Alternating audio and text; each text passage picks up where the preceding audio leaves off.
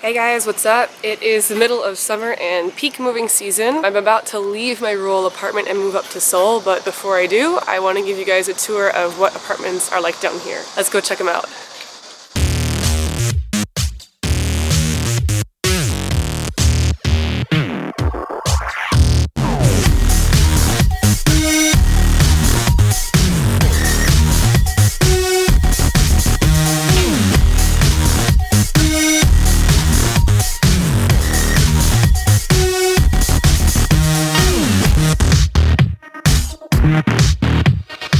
안녕하세요 여러분, Nomadic Meta입니다. Hey guys, this is Nomadic Meta, and today I'm going to be showing you around 3 different kinds of apartments that you can find in Korea.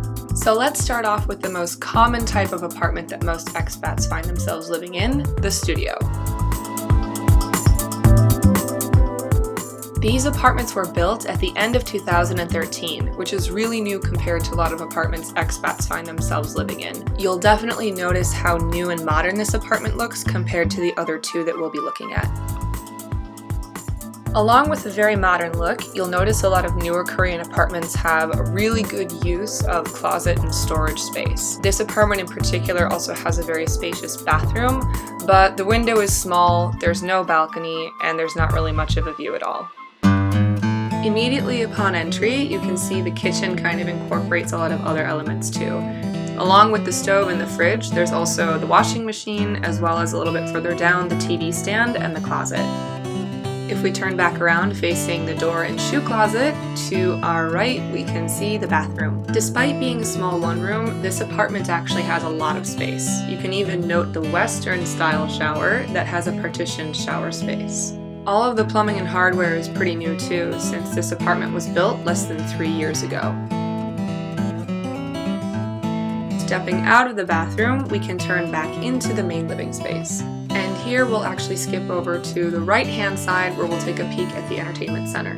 There's a little bit of storage for books and knickknacks, as well as a space for the TV and internet hookup. Skipping over to the left-hand side, we can take a peek at the little study corner that my friend has made for herself. My friend only has a twin-size bed, but because she doesn't have other furniture, she could fit a larger bed in here. However, her window's pretty small, and that's the only natural light in the apartment. Now that you've seen what a studio apartment's like, let's take a look at a one-bedroom.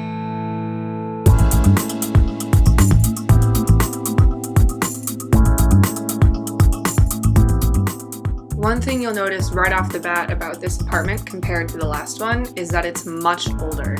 These apartments were built in 1999, which makes them about 17 years old. So while this apartment isn't as new and it doesn't have as much storage space, it does have a lot of living space. It actually has 2 balconies, a bathtub, a small bedroom, and a Korean-style partition that divides the kitchen and living room. Walking in, we again have the shoe closets, and my friend has a nice screen on his door to keep bugs out and let the breeze in. Turning left from that spot, we have a full-size kitchen.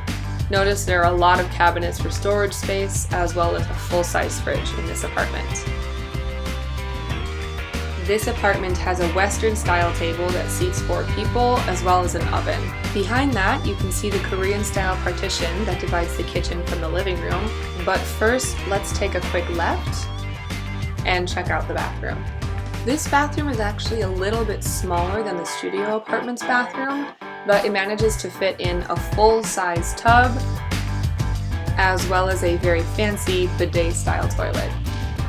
Walking through the partition from the kitchen and into the living room, you can see my friend actually keeps his wardrobe here.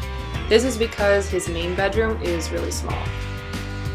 He has a lot of great usable and storage space in the living room, however, which includes his TV, a small table for friends to sit around, and his study corner. Stepping back further from the living room, we can find ourselves out on the balcony. As you can see, this particular apartment is on the ground floor. My friend predominantly uses his balcony for storage space, as well as laundry, where you can see the washer located there in the back corner. So let's head back inside and skip into the kitchen again, where we can check out the small single bedroom. My friend has chosen to put a full queen-size bed in this bedroom, and as you can see, it takes up the majority of the floor space. There's not really room for much of anything beyond a couple of pictures hanging on the walls. An added bonus to being an end unit on the apartment building means that he has a second balcony. And my friend recently renovated that balcony himself to turn it into a private little study nook. He covered the floor-to-ceiling windows for a little privacy, but you can open them for a breeze as well. Alright, the last kind of apartment that we are going to look at is the 2-bedroom. These apartments were actually built in 2003, which makes them about 13 years old. While they're only 5 years newer than apartment number 2, they were recently repainted, so they look a lot nicer. They were also built to be more of a luxury apartment option at the time. This apartment has great storage space purely because of its size. It's up on the 13th floor, so its balcony has a really beautiful view. Unfortunately, it doesn't have a bathtub and its bathroom is pretty small with a Korean-style shower. While its kitchen and living space aren't divided, it has 2 full-size bedrooms. When you first walk in, you can see the shoe closet on the right and a storage closet on the left. There's also a second door you can close for heat and aircon retention. Turning around from the doorway, we'll peek at storage first. I choose to use this space as a coat closet, storage for household goods and cleaners, and recycling. This window also helps the room act as a breezeway so that air from the kitchen can flow through. Back in the entryway, we can walk into the apartment itself now and take a hard left into the guest bedroom. I don't use this bedroom much, but it does have a decent sized window, a Korean-style bed, and a small nightstand. Walking out of that bedroom, we can check out the kitchen. Like apartment number 2, I also have a really nice full kitchen with tons of storage and a family-sized fridge. I don't, however, have a partition, so my kitchen leads directly into my living room, which is where I have a Korean-style dining table set up. I've also got my TV and lots of seating for when friends come over. You can see my fan going in the corner there, which is because I don't have air conditioning. However, all of this open space means that when I open my floor-to-ceiling windows, I get a really nice breeze through my living room. Let's take a step outside and check out the balcony. Here I have a built-in bookshelf as well as a little breakfast nook to sit out on in the morning. On the opposite end of my balcony, I've got more windows to open up and a bunch of laundry space.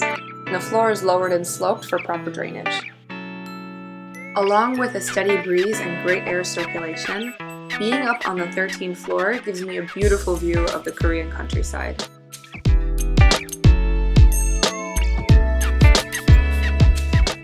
And unlike in the city, country apartments have a ton of parking space and almost always have a playground for kids. Back into the house through the living room, let's go check out the bathroom. If you were wondering what the Korean-style bathroom I was mentioning earlier was, this is it. It's really small, and there's not much in terms of counter space. I even keep my toiletries in a shower caddy to try and reduce clutter.